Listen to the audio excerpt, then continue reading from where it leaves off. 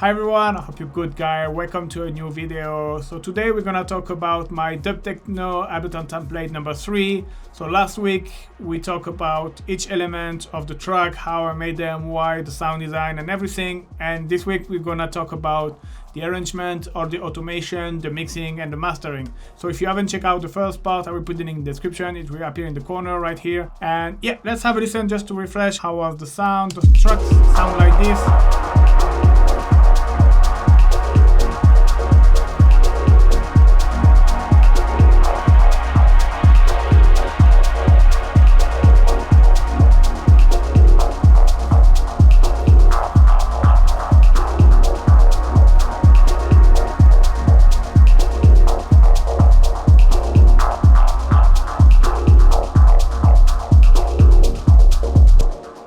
So in terms of arrangement, I'm just gonna show you the global arrangement quick, and then after we'll go step by step. So you can see you have until the first break, which is here, you have a pretty long intro, which is kind of, you can consider like a pre-chorus. It's like an intro, but it's not really, it's at one point after, you can consider it that the track already starts already. It's not anymore the intro, especially when there is the chord, there is the hats, there is the perk, and so it goes until the first break. Then after you have the chord 2 which appear, and the chord 2, then you jump into the chorus, you have another shaker coming, then you have a kind of a bridge before the second break, and the break we get rid of the chord 1, then we have the verse where it's just the pad playing basically, then we start to reintroduce the chord 2 first, rather than in the first part was first the chord 1 and then the chord 2. So here is the opposite, and then we have the final break and the outro. So yeah, let's have a listen from the beginning.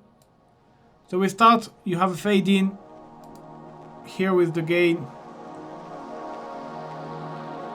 So with your noise here and your pad playing, then your chord is coming.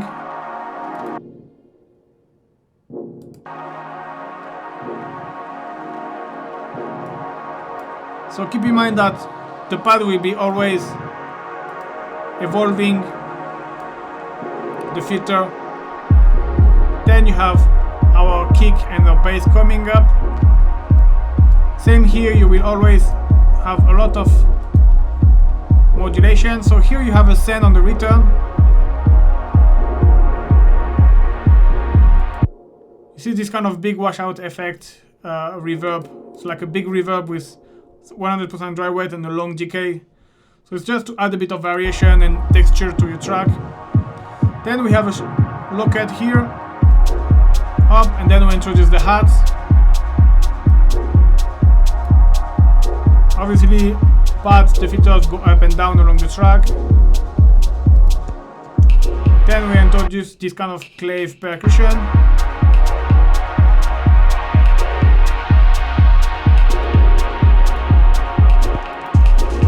Then we have this random perk, which is, I explained in my first video, so it's sometimes playing, sometimes no. See, which is coming in the same time with this checker. So you see, this is not really anymore the intro, it's more like a pre-chorus and...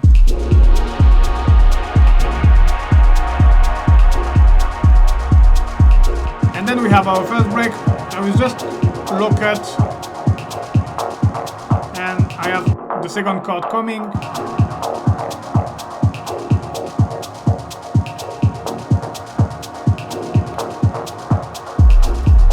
So here in this track you have the chord 1, which is more like this dark vibe, more in the background, and then you have the chord 2, which is more like the main plug here and in the front.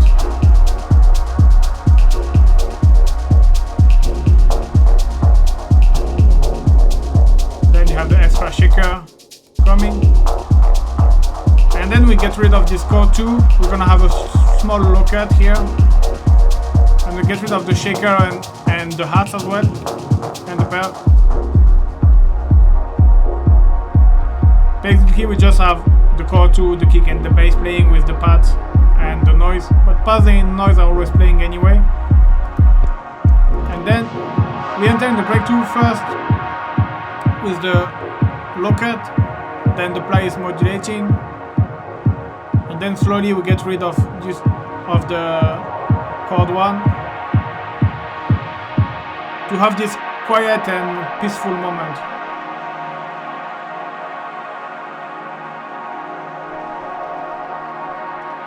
Then the filter of your pads go down,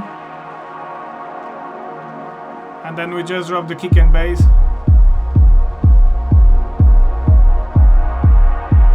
So in this track I haven't done much SFX, I just didn't find really nice to put FX, it wasn't sounding good, so then this time, like I said before, we first add the score 2.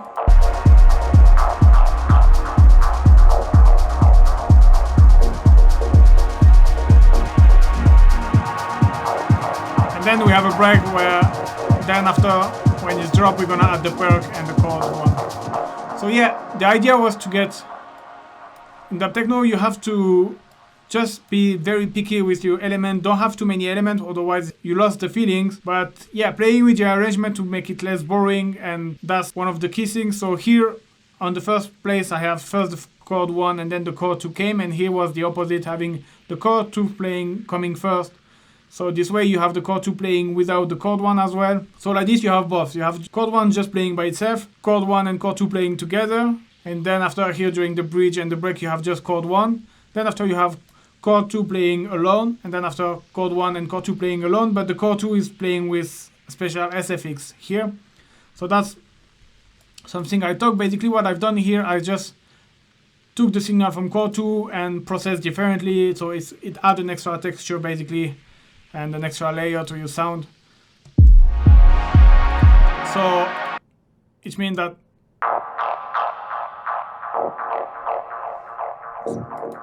and that's the second layer, so in together.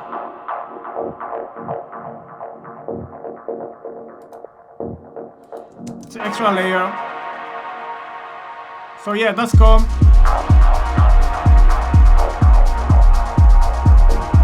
Then we have a break.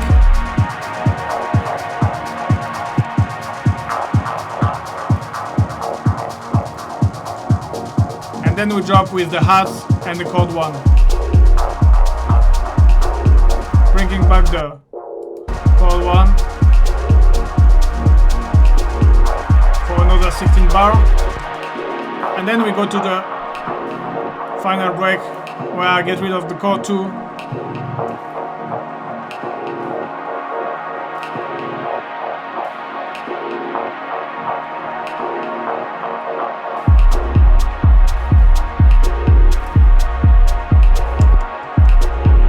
Then slowly, obviously, you bring everything down except the pad.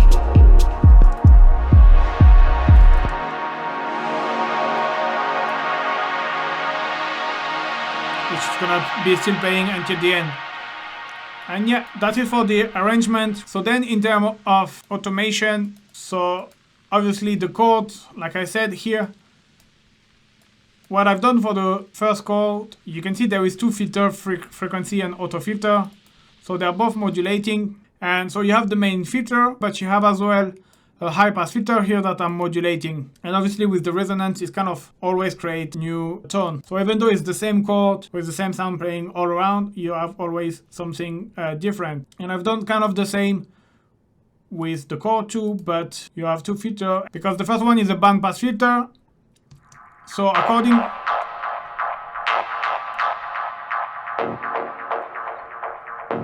by modulating the band pass filter, I get already different tone, but by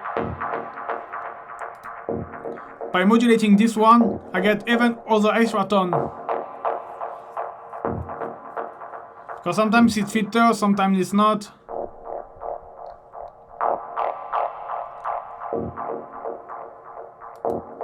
So this way you always get something changing during your track.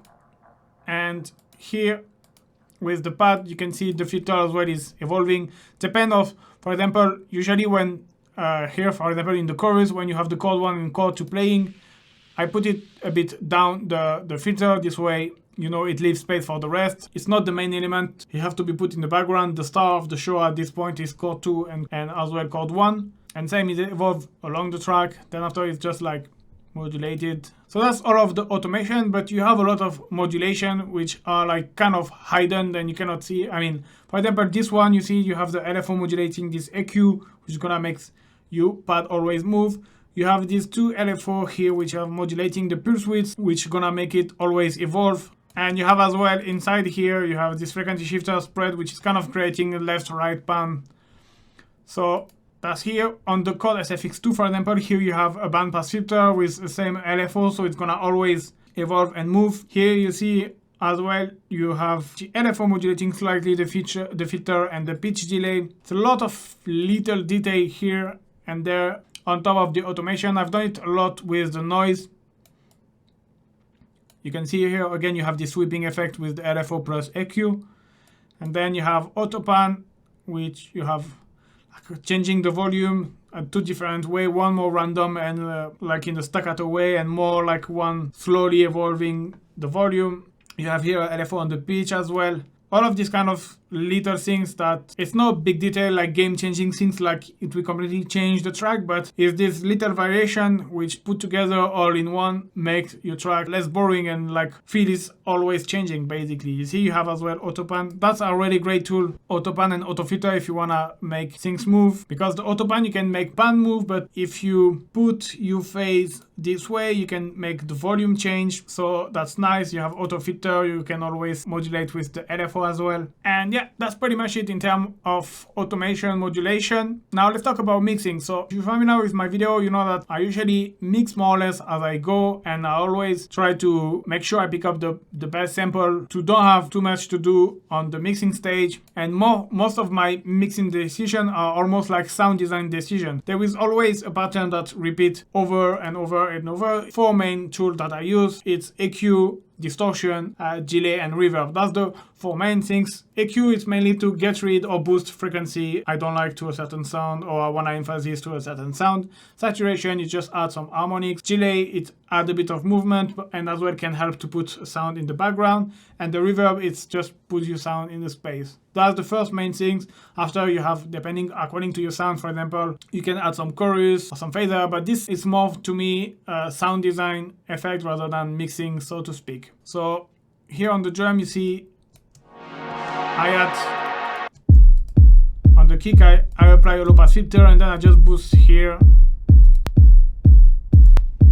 to help cut. And this is my kick punch as well, it's just to add a bit of click. It's very gentle. And I have these closed hats. You see distortion, EQ. So here the EQ was just I was experimenting, and by boosting like savagely like this, I usually don't boost that much, but he was working, so I say okay, let's leave it. And the reverb. So usually for hats, I will go for a reverb more like this with a shorter decay, like more like a kind of a room reverb.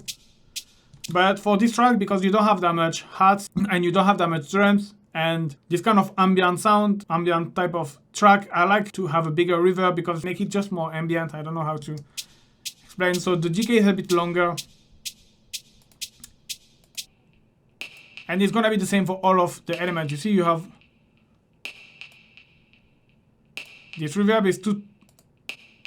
Usually I would go, in a normal track I would probably go like this with my percussion, but sometimes you want your percussion to have this ambient vibe, or this kind of, if you do industrial techno, warehouse vibe, let's say. So having a longer reverb helps to get that vibe.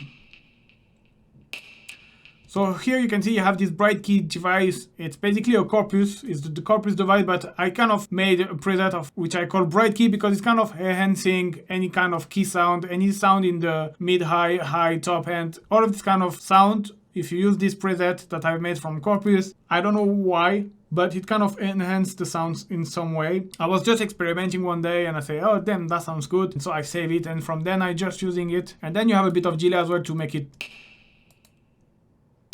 just add a bit of rhythm. Like I said, you see here again you have EQ, delay, reverb, but you don't have saturation because I didn't feel to, but. And here in terms of mixing there is nothing, just it's like a long reverb again. This is like to put your sound more in the background and in the big space, long decay, and a good amount of dry wet. Then after it's sound design. So if you want to find out more, it's more go to check the part 1. You will find out more. I will explain one here sidechain just to have this pumping effect, and a big low pass because I just wanted to have this subby, put it in mono.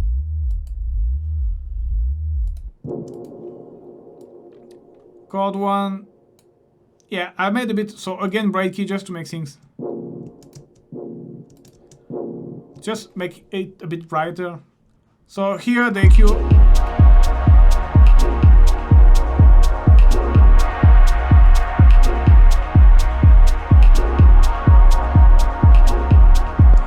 here I set this EQ and I removed this tooth frequency just because I feel it was a bit too muddy and too muffled and like could get a bit more in clarity, so I just remove at 670 and 250. Alright, chord 2. I haven't done any, yeah, just boost here.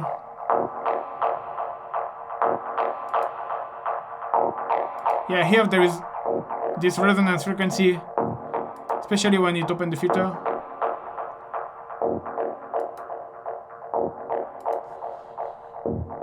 That I remove and I boost here just to make it a bit brighter. So you can see sometimes to make it brighter I boost, sometimes I cut. It really depends how I feel. There is no especially rule, but yeah. Here, but this is the effect, so I don't think I process it now. Alright, next up we have the pads. So the pad I haven't done much. You can hear and see. Just boost the frequency I felt.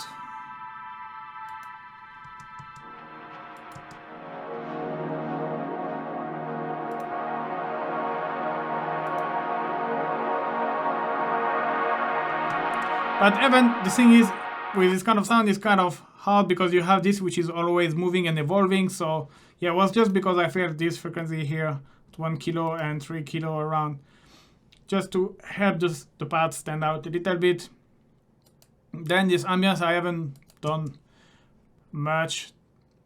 Usually this is it's like a group process, so it's more like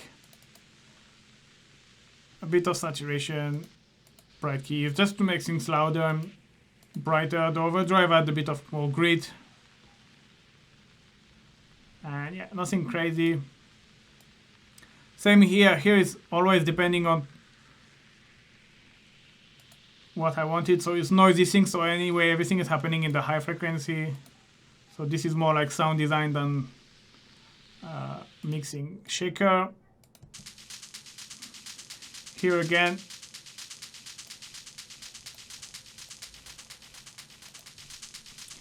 The EQ with the low cut, you have this low frequency I didn't like, and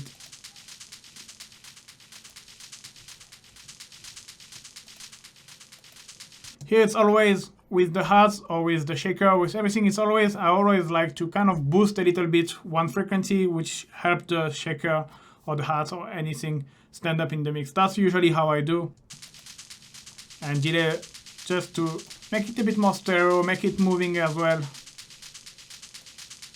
Sidechain to get this pumping effect with the kick. And bright key again is just to make things. And then we have this, which is again acute delay reverb. I didn't boost anything here because I didn't feel to, but same again, delays. So then after the delay, which delay time you choose, this really depends on your MIDI pattern. I don't have especially rule, you just have to try different things. Then the feedback and the dry wet, I like usually to stay between 20 and 30% because it's not too much, but you know, it's like my basic standard. Obviously I don't always do that, but it's like usually work well, at least at a good starting point. And then a bit of reverb, and again this bright key. And yeah, that's it. Then on the mix down I just have like low cut for the break and everything, and then it's just, this is the gain automation for the fade in and fade out at the end. This is the washout return effect.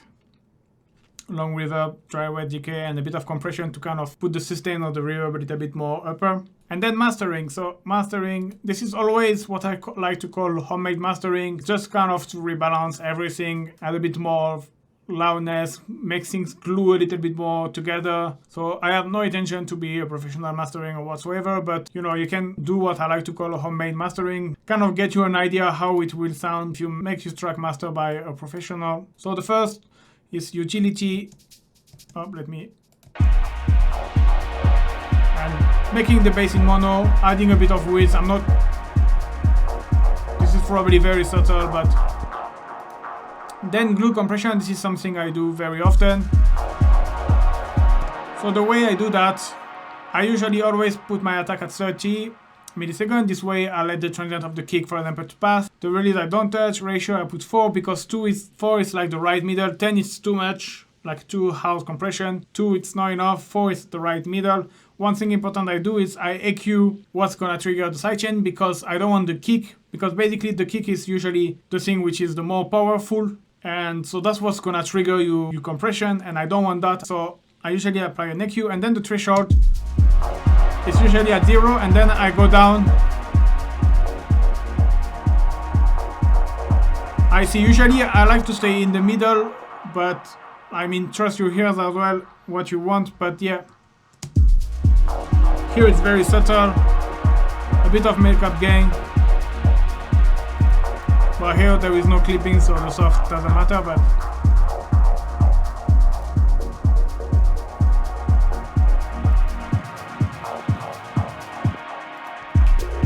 let me solo this.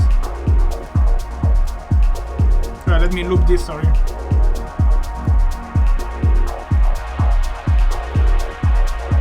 So EQ, here there is a couple of things, so very cutting everything under 25. Which is usually unnecessary, and I boost a little bit here because you can see there is some movement around here. Then 2, it's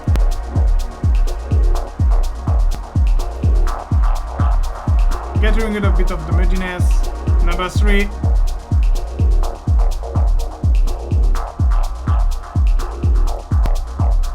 boosting. Usually I like to boost at 1 kilo, 3 kilo, 5 kilo, 8 kilo are like kind of the reference frequency. Then after, obviously, you don't need to follow exactly. You can see here it's 3.5 according to what sound.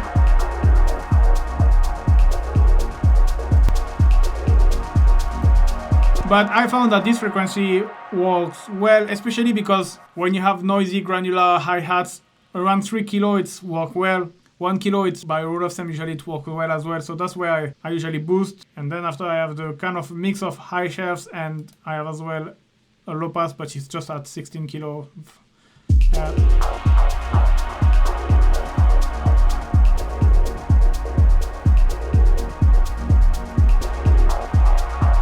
So always being gentle, 2 dB, something like this, when you EQ on the mastering. This is always like kind of slightly rebalance your overall mix, how it sounds. So then after, this is as well a matter of taste, what you feel have to be put more in the front than the other. Or it can be like just to correct some, like for example here at 200.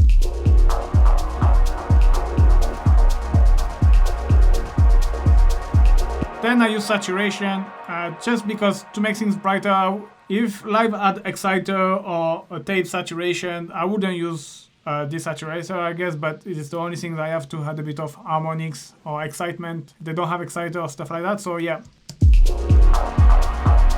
Very gentle, 30%. Same here, so the color limiter does a lot in terms of loudness. It adds a bit of warmth and saturation. This is the Max for Live creative extension. It's free as well. I like to use this one. Very gentle saturation. You can see like the setting is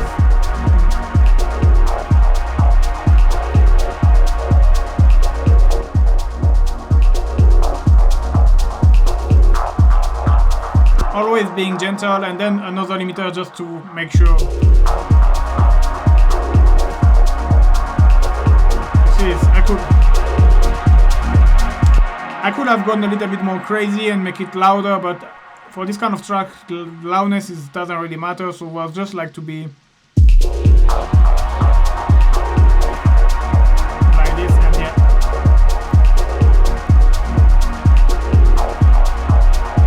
And yeah, that's pretty much it for this track. I hope you like the track. If you want to grab the template, the link in the description. It's a great way to support me.